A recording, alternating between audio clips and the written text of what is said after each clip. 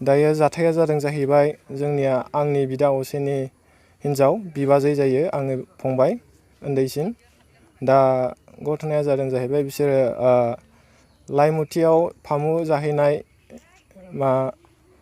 थाहैदोंमोन आबाद मावनानै बोखांनानै बोथोरनि आबाद बोखांनानै मावनानै न'आव फैफिनोमोन। ओरैनो बे घटनाया खयथासोआव जानाय? बे घटनाया जादों जाहैबाय थांनाय मोनानि 10:30सोआव जादों। मा घटना? घटनाया जाहैबाय मासे मैदेरा फैनानै बिसोरखौहाय उन्दुबाय थानाय समावनो आक्रमन खालामफैदों। गंबेसे न' दंमोन? न'आ जाहैदों गंसे न'। साबेसे दंमोन? बिसोरो हौवा हिन्जाव उन्दुबाय थानाय समावनो मैदेरा फैनानै आक्रमन खालामदों आरो बियो 10था 10:30नि गेजेराव जादों जाथाया। साबेसे जोखोम मोनदों? आरो बे जाथायावहाय सासे जोखोम मोनदों आरो हौवाया फिसाया बारग'नो हादों। सेस्था खालामदोंमोन गावनि हिन्जावखौ बासायनो थाखाय नाथाय बियो हायाखै। मानसिया स्पट डेड जादोंना? बियो मानसिया स्पट डेड जायाखिसै।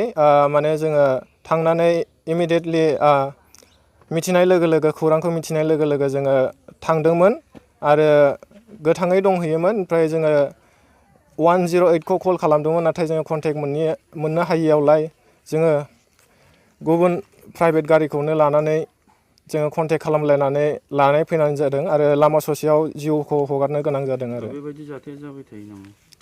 बेबायदि जाथायाथ' जोङो बोसोरफ्रोमबो खोनाबाय थायो। ओरैनो बियो माबायदि खुनि मोनदों? बियो बहुद खुनि मोनदों। खर'आव जखम मोनदों आरो आथिङाव गाफ्लेनाय बेखौ खुस्रोदनाय जादों आरो न'खौ गाफायनानै खुस्रोदनाय जादों आरो बिनि आथिङा गासैबो बायफ्लेजोबनाय आरो आगसिनि आथिङा। दा बिथांखौ पस्टमर्टेम रिपर्ट खालामनायनि जादोंना जायाखै? बिथांखौ बाजैखौहाय जोङो लाहार फाहार खालामगासिनो।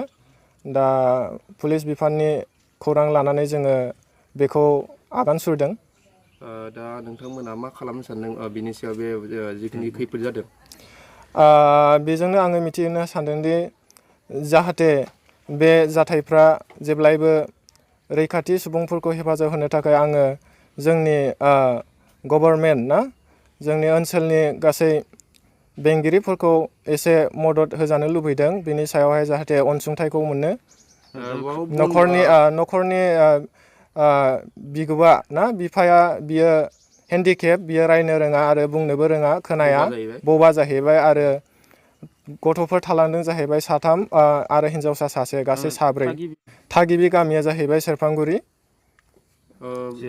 चिरां आरो PS रुनिकाटा।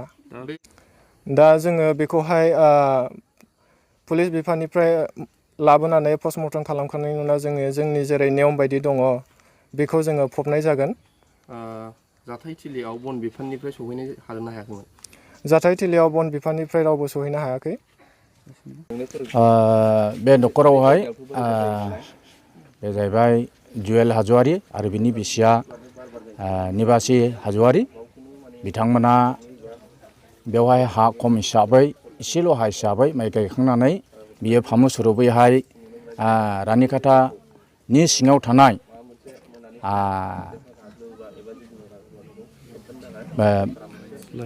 लाइमुथि सानजारां गामियावहाय बेयो फामु हिसाबै थाहैदोंमोन आबाद बेसर थिलि बिसोर मावनो थाखाय।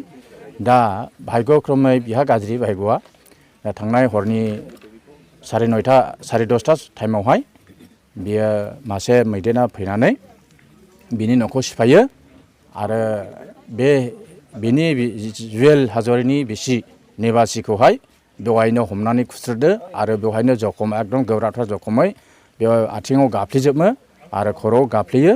नैबेबायदि हिसाबै बियो थैनो गोनां जाबाय।